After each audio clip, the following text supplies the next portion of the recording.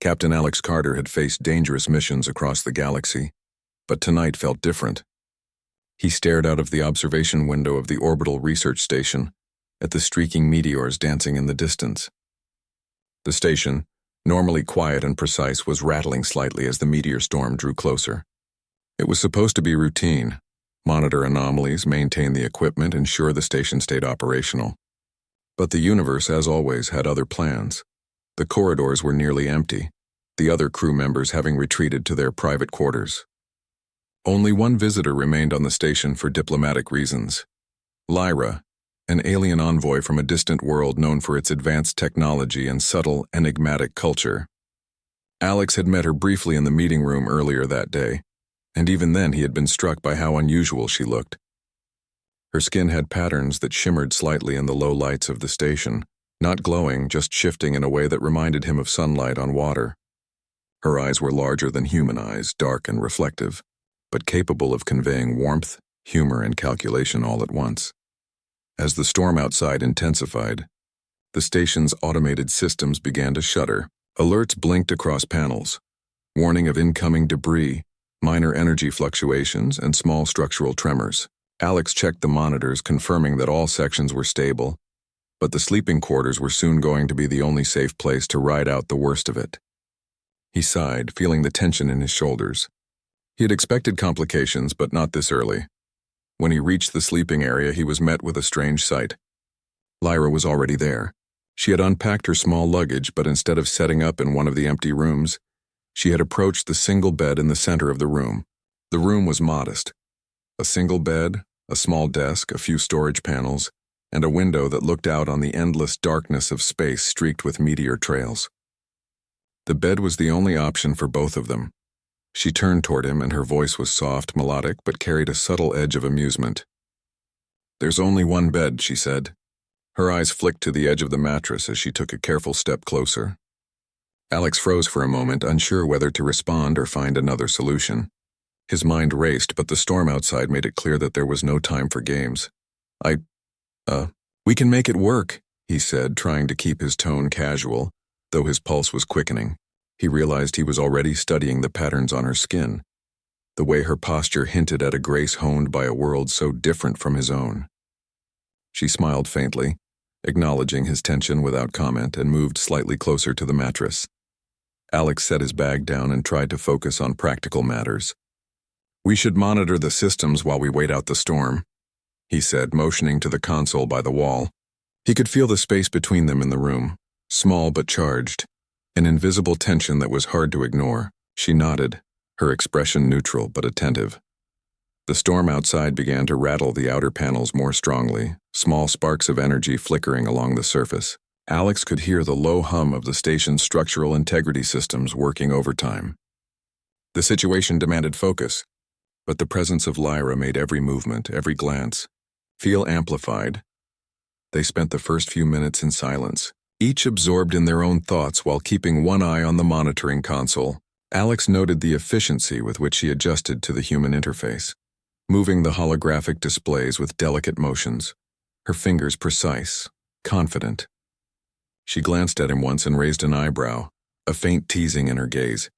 "I didn't expect the storm to get this bad," she said softly, breaking the silence. "Your species seems adaptable, calm even when systems are under stress." Alex chuckled quietly. "We survive by figuring things out fast, or sometimes by improvising." He realized as he spoke that he wanted to impress her, though he didn't even know why. She was from a species capable of manipulating energy with devices humans could barely comprehend. Yet here she was, alone on a human station, navigating systems designed by and for humans. The room shifted slightly as the station rocked with another tremor. Lyra steadied herself and leaned just a little closer to the bed. Alex noticed, but he didn't move. Instead, he let the moment exist, watching her observe the data panels, occasionally commenting on anomalies in the storm patterns outside. Her voice was calm, controlled, yet underneath it there was a warmth that seemed almost human. For a while, words weren't necessary. They shared the quiet, punctuated only by the distant rattles and vibrations from the meteor storm. Alex found himself imagining what it would be like to see the surface of her home planet. The skies, the architecture, the colors and patterns that were natural to her species. He realized how much he had taken for granted his own world, simple and straightforward as it was compared to the complexities of interstellar life. Minutes passed. The storm intensified. Outside the observation window, larger meteors streaked across the void, some striking far off, some closer than comfortable.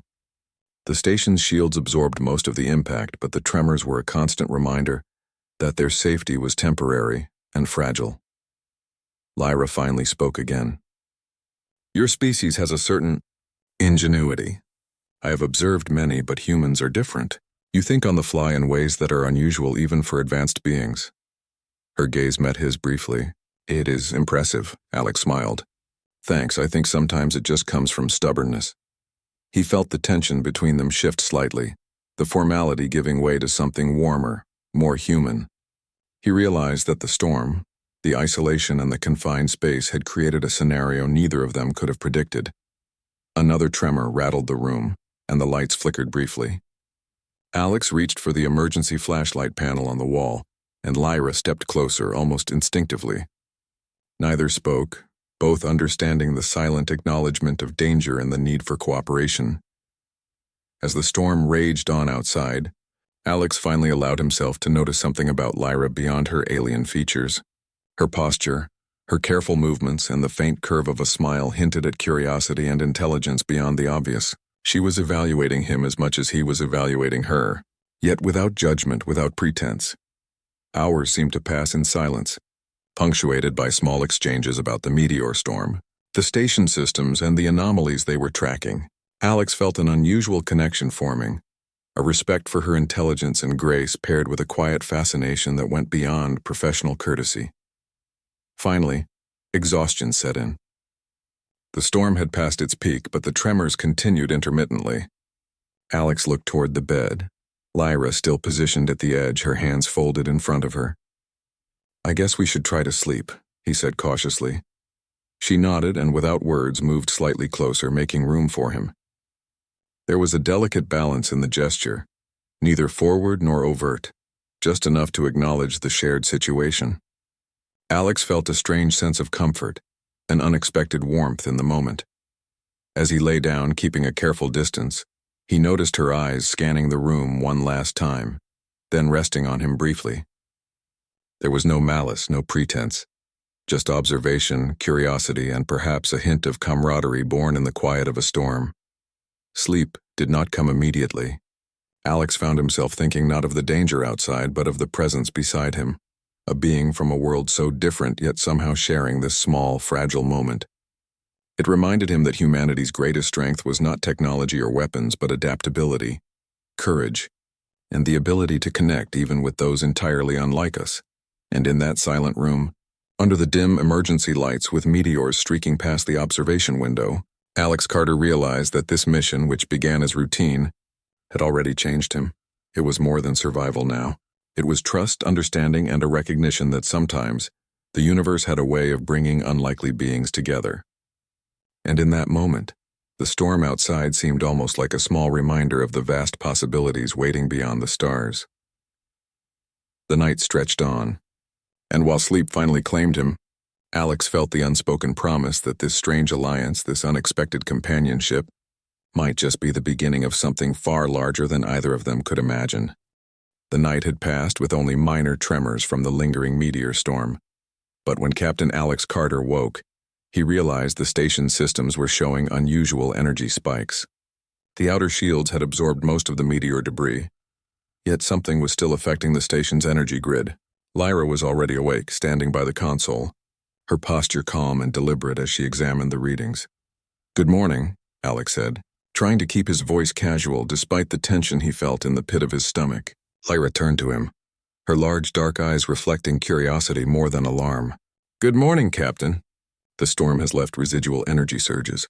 I believe they are from the surrounding debris field, but there is an anomaly I cannot identify. Alex joined her at the console. The readings were strange, fluctuations in energy that didn't match the known behavior of meteors. Could it be a system fault, he asked. Maybe the shields are creating interference. Lyra shook her head. No, the pattern is not natural. I have encountered similar energy signatures in my travels, but never in a location like this. It may be intelligent in origin. The words caught Alex's attention. Intelligent energy? That meant they were no longer dealing with a simple natural phenomenon, but something or someone potentially capable of understanding and responding to their actions. As they spoke, the station shuddered again and alarms quietly hummed. The energy anomaly was shifting, approaching the station faster than either of them anticipated. Alex realized they needed to act quickly. We should combine human and alien tech to reinforce the shields, he suggested, trying to remain calm. Lyra nodded, and together they began coordinating adjustments. Their collaboration was seamless. Alex relied on human intuition and improvisation, rerouting power from auxiliary systems and manually recalibrating control panels. Lyra provided precise calculations and energy redirection techniques from her world, her hands moving swiftly over the alien interface that mirrored some of the station's controls. The room hummed with a quiet intensity, their focus entirely on the task. For Alex, it was exhilarating. He had worked with advanced technology before, but never in such a direct collaborative way with an alien of this skill. He noticed how Lyra's eyes would briefly flick toward him, not in distraction, but as if checking the alignment of their teamwork, a silent acknowledgement that they were learning to trust each other. Minutes felt like hours. The anomaly's energy pulses grew closer, shaking the station with minor tremors. Alex's quick thinking allowed them to stabilize the outer shields just enough to withstand the first impact. Lyra adjusted the energy flow, creating a protective barrier around the station's central hub. Together, they held the station steady. After the immediate danger passed, they collapsed into the chairs near the console, exhausted but relieved. Lyra let out a soft sigh.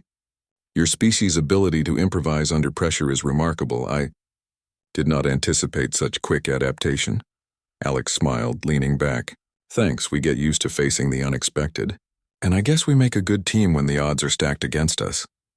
He glanced at her, noticing the faint smile on her face, the way her pattern shifted subtly in response to his words. It was almost imperceptible, yet it felt personal. They spent the next hour monitoring the residual energy surges, discussing the anomaly, and hypothesizing about its origin. Alex found himself fascinated not only by the technical aspects but also by Lyra herself. Her perspective was unlike anything he had encountered. She saw patterns in the energy, in the station, even in human behavior, that he would never have considered. And yet, she seemed genuinely curious about him, about humans, and about how they thought and acted. As the station slowly stabilized, Alex realized that the day was far from over. He suggested inspecting the outer hull to ensure no damage had compromised critical systems. Lyra agreed, and together they suited up for the spacewalk. The void of space was breathtaking even for someone like Alex, who had seen countless stars and planets. Meteors still drifted in the distance, remnants of the storm, but the anomaly had dissipated slightly, leaving only faint energy ripples across the station's sensors. As they worked to secure minor damages, their movements were precise and efficient. Alex noticed the grace in Lyra's actions, her ability to navigate the zero-gravity environment with ease. For a moment he wondered what life on her home planet must be like, how beings of her kind trained and lived. Despite the urgency of the repairs, there were small moments of shared humor. A loose panel floated past Alex, and Lyra gently nudged it with her foot, laughing softly when it bounced away. He couldn't help but grin, feeling a rare sense of camaraderie and lightness in the midst of high-stakes work. By the time they returned inside, the station was secure, systems fully operational, and the anomaly fully contained. Alex removed his helmet, brushing back his hair, and noticed Lyra observing him with a faint curiosity. You handled yourself well out there, she said. Many of my people would have been slower, less adaptable. Alex felt a warmth in her praise. Thanks. I guess it's something humans do when we're forced to think fast. Maybe it's stubbornness. Or maybe it's survival instinct. He paused, then added, It helps to have a good partner. Lyra's gaze softened, and she moved closer to the console, not in a threatening way, but in a way that seemed to close the emotional distance that had formed between them. The room was quiet except for the hum of the station's systems. For a few minutes they simply stood there side by side, observing the quiet aftermath of the storm. As evening approached, the day's tension began to fade. Alex returned to the sleeping quarters, expecting the bed to be empty. But Lyra was already there, adjusting a small blanket and organizing her belongings. She looked up at him, her large eyes reflecting both amusement and a hint of anticipation. "Looks like we survived," she said softly. "Again?" Alex chuckled, feeling the weight of the day finally lift. "Yeah, and we made it through together." He set his bag down carefully, noticing again the subtle patterns shifting on her skin as she smiled. The memory of last night's shared space on the bed returned, and he realized that the unspoken tension had grown into something warmer, more mutual. The meteor storm had forced them into close proximity, but now it seemed almost natural. Alex lay down, careful to leave space, but Lyra didn't hesitate. She moved closer, her movement deliberate and comfortable, not teasing this time, but gentle.